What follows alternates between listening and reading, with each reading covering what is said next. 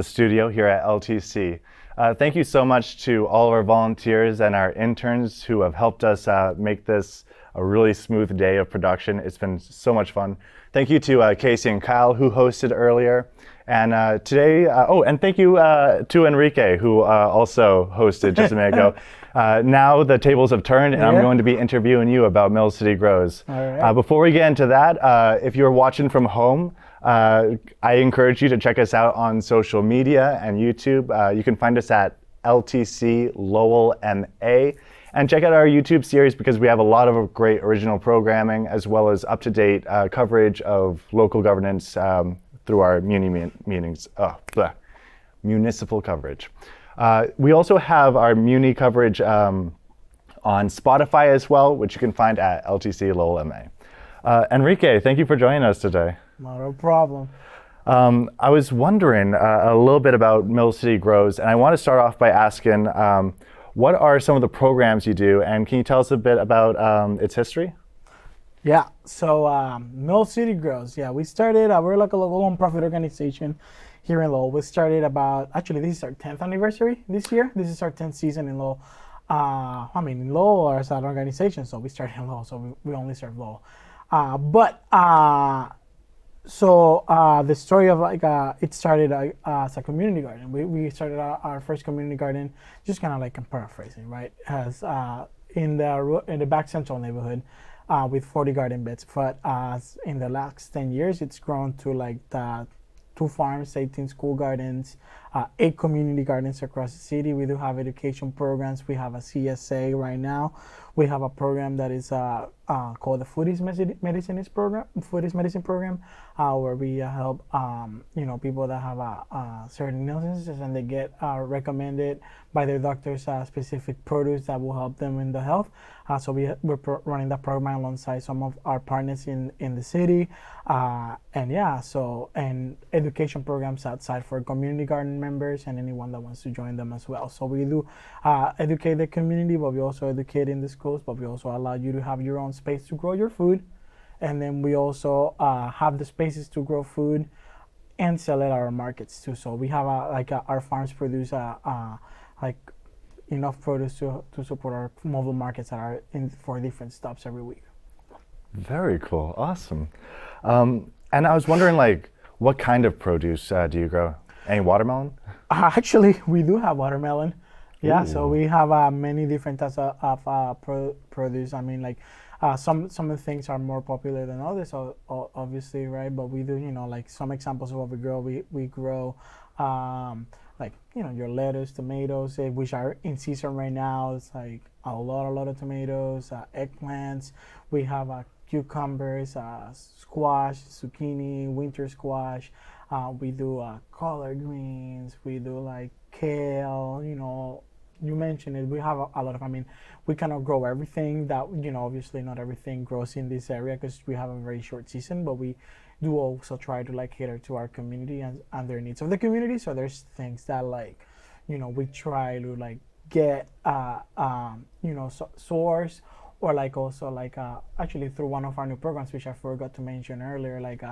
We have the Growers Aid program where a lot of local farmers that they don't necessarily have the space to because they cannot afford farms. We do provide them the space so that they can grow some of those cultural foods for their community. So, for example, we have one of our gardeners that is growing African corn, which is very different to the corn that we you see over here. So it's like a hard corn and then you use it mostly for grind and stuff like that. So very cool. Yeah, so it's very different types of crops. So this but yeah, we also provide the space for other folks to actually grow those crops, and we learn from the folks at our community gardens that grow some of these cultural. You can say cultural crops for them, and we also try to learn how to grow them. This year we try to grow gandules. We're still trying to get them, which is a very famous Puerto Rican crop, right? So we're trying to learn it to grow it in this climate because it's a tropical plant. So we try, but we also know what we can grow here that to satisfy our community. Yeah, provide. totally. Yeah. I was actually wondering that, what's kind of what produce is particularly easy to grow in this environment, in this climate, like in the Northeast? And what are some things, that crop included, that's kind of harder to grow? What's the hardest thing to grow? Oh, I mean, there's like a lot of things that are hard to grow. So, for example, there are crops that just won't even grow. Like this, me being as a Puerto Rican person, there's like this. You probably heard of sofrito. Yeah. One of the main ingredients in sofrito is this crop called recao, right? That is very difficult to grow in this area. So it's like we've tried. I know people have tried. I also even know like some people were trying to like create like a for this type of climate like a variety of it, and still haven't been able to. And they've been years trying to do it.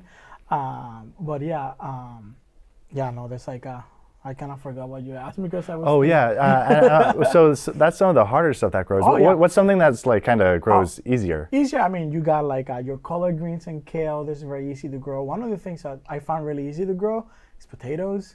Yeah. Potatoes are really easy to grow, and we garlic is actually fairly easy to grow, but it takes a really long time. Corn, beans. I mean, a lot of plants are very easy to grow. One of the things I tell people is like to grow your crops is very easy. All you have to do is feed them. It's kind of like you have your pet. You feed it and it'll grow. Same thing with the plants. Just make sure you water them. Yeah. Everyone has a green thumb. I just need to water them. Oh, I love that. Yeah, because I'm always like, I want to start a garden, but I have this sort of like imagined barrier. Do you encounter a lot of folks who want to like start gardens and do you like encourage them to? All the time. Like all the time. What's the easiest thing to start growing on your own? If you really want to start growing right away, I would say something like lettuce or actually even kale. It's like a very easy like crop to start. Yeah. Kale. I mean, carrots are very easy to grow. It's one of the easiest things to. One of the things actually, like for example with carrots, is like pretty funny because it takes a long time to like germinate, so a lot of people get discouraged, but it takes like a few weeks for it to like start sprouting. So like you'll be like, oh, it did not work, but then it's like then it starts coming. You're like, I did it. So yeah, so that's one of those things. I'll never get discouraged, but like growing is very easy. But I would say like carrots, like kale is very easy to grow. Same with collards, it's the same family. Lettuce is also a very easy thing to grow. Corn here is very easy to grow. Do you guys do like classes for up and coming gardeners? Yeah, we actually do. We have once a month we host what it's called the gardener training program, and every month is a different topic. So to get you in the beginning of the year is kind of to get you ready throughout the season. And then, for example, our next one is, I forget the day right now at the top of my head, but it's coming up. Look at on our website, millcitygrows.org. It's about potting and like extending the harvest and like making sure that you know how to extend your season, and also like how to preserving the harvest. You can do so. That's for example one of the things a lot of our gardeners like ask. It's like, how do you preserve this? Sometimes you get these tomatoes and you don't know what to do with them. It's like, well, we'll teach you what you can do with that. Very good. Yeah. Pickling some stuff. Yeah, you can pickle some stuff. Yeah, you can put them in start canning. Like different ways to like preserve the harvest. That's kind of what we teach. But we also teach how to start your garden. What can you go? How to take care of pests, composting, all these all the different things we teach people too. Nice. What are some of the challenges of growing in a city environment as opposed to out in a more rural setting? Space. That's like the biggest space. I mean, Lowell, how much space do we have to grow? Right. Where are your farms located? So actually, our farms, we have one that is in Pawtucketville. So we actually do have like a good 4-acre farm over there in Pawtucketville, and then we have a farm that we got some space, thankfully, through our partnership with UMass Lowell, and we have our big greenhouse over there. That's where we start with our seeds and all that, and our plants that we sell and everything. And then we also have a farm space over there. So it's actually right next to the Lasher Park. So if you're going by the Riverwalk, you very probably have come across a greenhouse on our other farm site.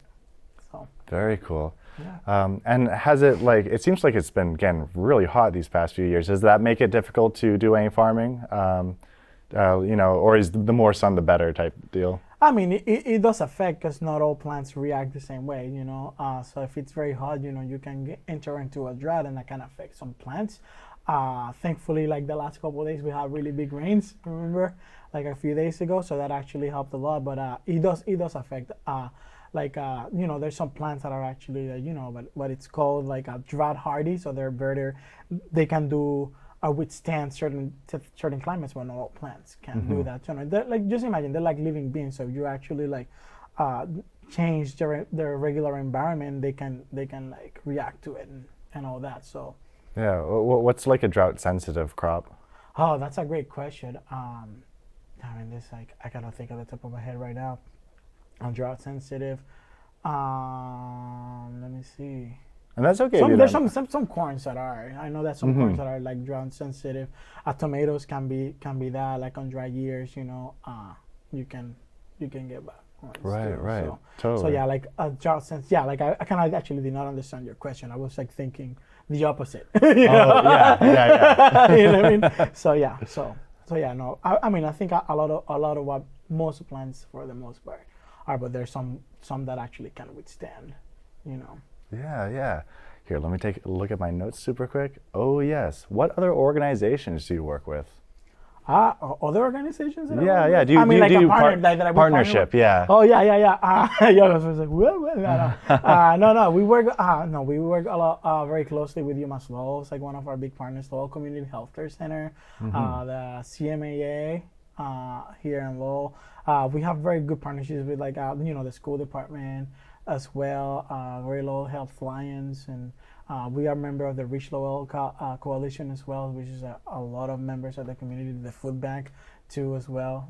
So we do partner with a lot of other organizations, like it's very difficult to do our work just silos, so we actually depend a lot on being able to like work and use the resources of other organizations that can help reach a broader coalition. Coalition for Every Acres, another one that we work with a lot too. So.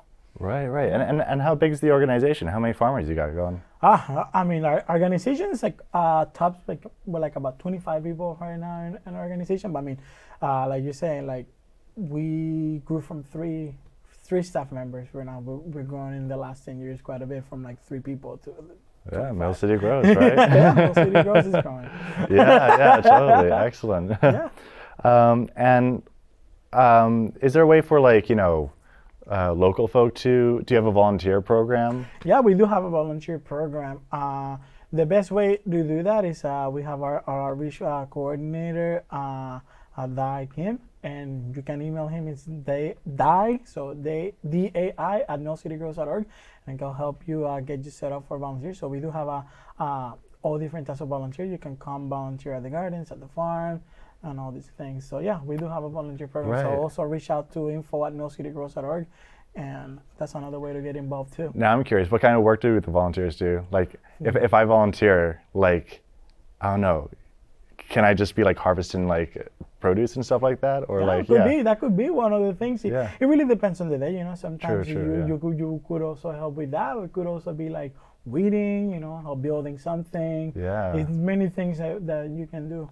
Yeah, and is it like, I guess I'm trying to get a sense of like this, when there's harvest season, and what season are you in right now for the bulk of your work? Still waiting for things to grow? Right now it's still in the middle of the farming season. It's actually the peak of the season right now. This is kind of where most of our crops are blooming. So this is like when we get most of our everything. So we're we're still planting stuff, but we're still harvesting a bunch. I would say, this is like the as big most as you can get, like between July, mid-July through August. Once you get to September, that's when it starts like dying down. But right now, for the next few weeks, it's gonna be high season, like as you can say, pretty busy. Yeah. Do you cook? I cook. Yeah. What's your favorite thing? Do you cook with the vegetables? I'm curious as to like what you like making with the food you grow. This I learned from one of my coworkers, and I tried it like last week. It was amazing. I don't even know the name of it, but it's this kind of like a paste that you do with zucchini and summer squash and garlic and onions and all these things, and then you like kind of pan fry it with olive oil, and then you just like mash it like into like almost like a paste, and then you can use it as like a pasta topping. It was really good, actually. Like I want to do it again. I forgot to grab out my zucchini and squash this week to do it this weekend, but I'm probably gonna do it again this week. That's like one of my favorite things to do. Yeah, Ever yeah. since like I learned that, I've done it like a few times because it's really good. Speaking of food, are you guys out in the Folk Fest at all? Do you guys tabling, or is that sort of like a separate thing? No, we're not a folk festival in this year. I know all our folks are around because they love folk fest. Yeah, yeah. But yeah, and we didn't table this year. We've tabled before. I don't think we tabled this year. Yeah, totally. And have you been out in Folk Fest at all this year? Not this year. Personally, but I'm gonna go around. I saw like while I was here, I saw some of the things on the TV, and I was like, oh, I'm definitely gonna scope some things out. Yeah, yeah. Anything you're looking forward to? I know you were talking about an instrument. Yep. I saw that Puerto Rican table had some cuatros and some tiples, and I'm really curious about them. I've always wanted to get one, so probably gonna do that. Yeah, what makes it different than a regular guitar? It's the string and the actual sound that it makes. It's pretty interesting. So Yeah. it's like its own very different like timbre. Yeah, yeah. Think about that. So it's also it's double strings. It's not like a single string like a guitar. It's kind of kind of how like you know music. Yeah, like yeah. like a 12 12 string string? guitar. Yeah, yeah. It's kind of like that, but it's 5 sets instead of 6. Ooh. Yeah. Yeah. Okay. It's also very tuned cool. different. It's tuned differently, so it's not the same notes. Right. Yeah. E So A it's D like- F G. So you have to like learn the whole fingering again. Yeah. Yeah. And let's see. Are you looking forward to any food in particular? No, I'm eyeing that Filipino truck. Oh man, I always like the Burmese food. Mm-hmm. So like usually like my tradition of Folk Fest actually is to come in on the Sunday of Folk Fest, and around the afternoon, like which will be right after this, is to go to the Burmese tent and get a bunch of food from there. Yeah. That's like every Folk Fest. That's kind of usually my thing. Totally. Oh, very cool. Now, I'm going to transition back to Mill City Gross stuff. And I was kind of wondering, like, in a general sense, well, can you tell us a little bit about the power of community gardening? Yep, I can tell you that firsthand as I managed that for a really long time. So, just think out like I was telling you, you were asking me earlier about how, what's one of the biggest challenges of growing food in a city, right? We don't have space, right? Just like look at downtown, most of the neighborhoods are like that. So to be able to provide the community with this space where you can grow your own food, and it is very powerful. Not only that, the community gardens themselves, like they not only help you like when it comes to having access to fresh food that's actually nutrition healthy for you, but also grows the health of the community. Think about like you get to like meet your neighbors. I've had it like in personal experience. I've seen at a gardening opening, seen people that have lived next door to each other for years. They never met each other and now they're really good friends. So you're expanding community, and not only just like next door neighbors, but people across the city, So actually, let's say it's beautiful because you get to like see all these people that like usually wouldn't spend time together. They're spending time together and just maintaining a common space, while everyone growing their own food and eating healthy, Oh, that is beautiful. Yeah. Yeah, and you were talking a little bit about the needs of the community. Have you noticed a particular need crop up? I mean, talking about that, that's actually really good because I'm actually like moving on to new projects, right? And our organization, alongside other partners, including the Lowell Community Healthcare Center, we conducted a community food assessment through the last year. And one of the things that we've noticed, I think mostly everyone in the country or in the world are experiencing these right now, but it's like inflation and all that. But it's something that's happened forever, right? It's not new. It's been happening, but affordability of food. Yeah. It's like a really big thing. So and now with this current like wave, it's actually even becoming even more difficult for people to afford food. So one of the biggest things that we found out through our community food assessment, which we interviewed like over 1,000 people in the community, but we focus on those communities that are traditionally marginalized. Yeah. So that was like our focus on the communities. So like the Latino community, the Black community, the Southeast Asian community, Kamai, Lao, everything. And that was like one of the main things that came up. Like affordability is like the main thing. So like the recommendations from this assessment, the 5 main things that were to tackle were affordability, retail, urban agriculture, also education, and quality of life. You know, so sometimes, so they all like, yes, they all sound very different, but they're really interconnected, you know. So that's kind of one of the I would say like that's one of the things that we're trying to work on, and not only through, you know, our programming, but also through advocacy. So we are actually starting this year. We just started meeting in the last couple months, and you know, we started our local food policy council, and that's actually one of the ways that like we are gonna start also moving. So we're going to be working not only in our programming, like, you know, growing our gardens and everything, but also through a lens of like actual policy and how we can change local policy in order to like help our community or better the food access for our community. Is there a particular policy that comes to mind when it comes to sort of like changing things and increasing accessibility? I mean, there's many different policies, but for example, one of the things that kind of comes to my mind right away when you say that policy is food benefits or like SNAP benefits, right? Like I was thankfully in this last week, we were able to get in Massachusetts to have like the Healthy Incentives Program become law, which is actually gives folks like extra money on their SNAP benefits to be able to afford the food they want and they need. And you know, also like get more people. That there's a lot of people in the city that can use these benefits and they just don't sign it, and they just don't use it rather. Yeah. Right. So that's kind of like one of the biggest things. Yeah. So what's the great benefit of, you know, incorporating fresh food in one's diet? Give me one reason, Enrique, that I can't just eat pizza for the rest of my life. Healthy, man. It's healthy. Yeah. It should be healthy.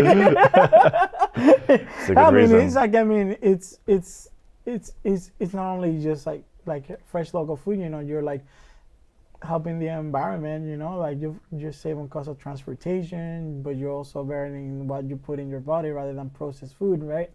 So I would say health and environment. That's like that's the way, that's my personal perception on it, you know. Yeah, 100%.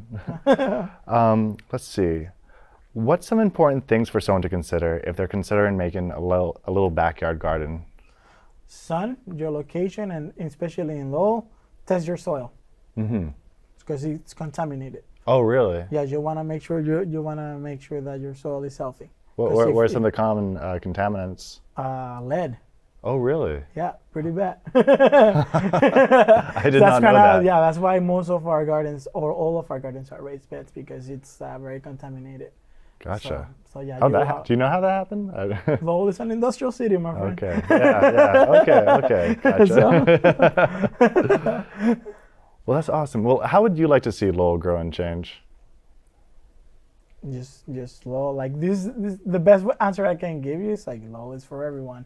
And everyone, I mean everyone. Awesome. Yeah. Well, I think that about wraps up my questions. Is there anything else that you can talk about? And can you let folks at home know one more time just where to find more information? Yeah, if you like have the internet, millcitygrows.org. So millcitygrows.org. Awesome. Yeah. Well, thanks again, Enrique. No problem. And tune in for the rest of the Folk Fest. Have a great day, guys.